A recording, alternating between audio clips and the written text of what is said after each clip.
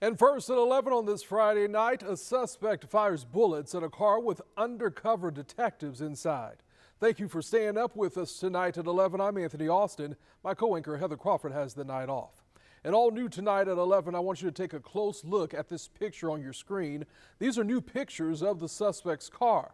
The Jacksonville Sheriff's Office released these pictures about 90 minutes ago.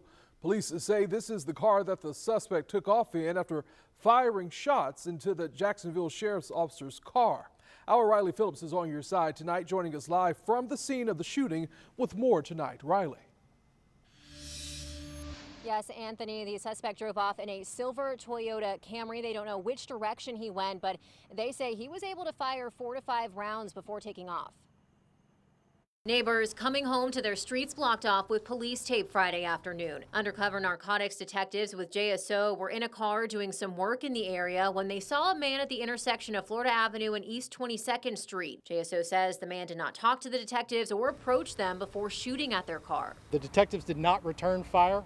One detective did suffer minor injuries, a laceration on one arm. The suspect drove away. Investigators are now trying to determine why he shot at the car and whether he knew the detectives inside. Our crime and safety analyst Ken Jefferson says they will also be trying to figure out if their cover was blown. For someone to just pull out a gun and randomly shoot somebody, they had to think something. They had to think that these were officers, or maybe they thought it was a gang member or something coming and into their territory or whatever. We don't know yet. The detectives were doing routine undercover work in the area. Jefferson says undercover officers are usually trying to gain information when they're out in the field. If they're doing narcotics work, they're trying to take drug offenders off the street.